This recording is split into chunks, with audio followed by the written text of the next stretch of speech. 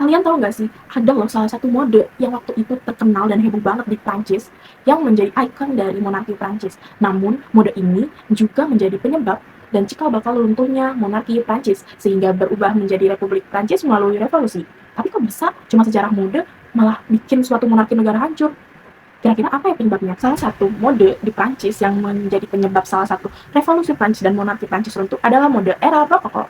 Tapi apa iya cuma karena sekedar fashion menjadi runtuhnya monarki Prancis? Tidak ya, masih ada faktor internal dan eksternal lainnya.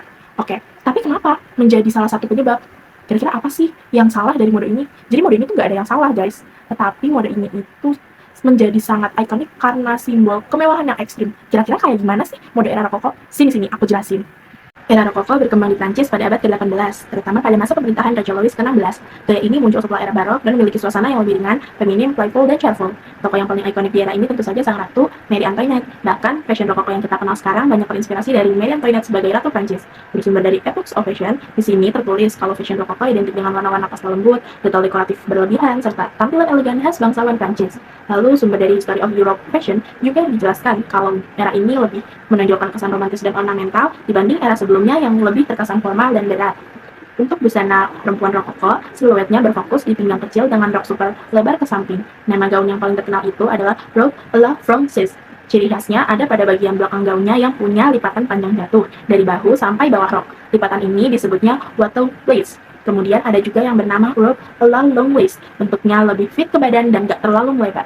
Untuk dasar busananya, di era Rokoko sudah termasuk tailored garment atau busana sudah berjahit, bukan bentuk dasar seperti kain bungkus atau kaftan. Namun, pada bagian atasnya memakai korset yang pada waktu itu disebut stays dengan dasar busana kutang. Lalu, untuk rok besarnya dibentuk memakai rangka bernama panir. Jadi, bagian samping rok terlihat melebar kanan ke kiri. Bahan pakaian Rokoko biasanya dari sutra, satin, brokat, velvet, lace, dan kain bermahal karena memang dipakai keluarga kerajaan dan kaum aristokrat. Untuk warnanya di era Rokoko itu soft banget, kayak pastel pink, baby blue, lilac, cream peach, sage green, dan ivory. Ornamennya juga ramai banget, terdapat banyak renda, ribbon, berbunga, motif floral, mutiara, pita kecil, sampai hiasan emas. Aksesoris perempuan Rokoko juga punya nama khusus, misalnya folding fan atau kipas tangan. Kemudian terdapat kalung mutiara, sarung tangan lace, dan topi berhias bunga. Untuk sepatunya biasanya model pompadour heels, hak kecil maupun dengan pita atau bordir di bagian depan. Yang paling ikonik tentu gaya rambutnya. Perempuan di era Rokoko memakai wig tinggi berbedak putih yang disebut puff hairstyle. Model rambut puff ini sering dihias bulu burung, bunga, pita, mutiara, bahkan miniatur kapal. Semakin tinggi dan heboh rambutnya, semakin menunjukkan status sosial.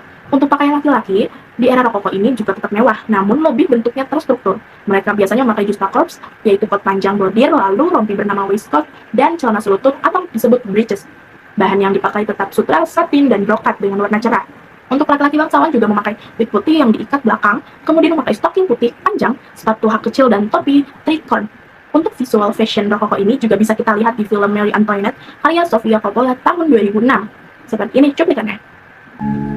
Nah, di film itu banyak ditampilkan gaun robe à la Francaise, warna pastel, sepatu ribbon, dan gaya hidup Marie Antoinette yang glamour tapi tetap playful. Terus, di film ini juga diperhatikan detail wig tinggi dan busana kerajaan Prancis yang lebih klasik.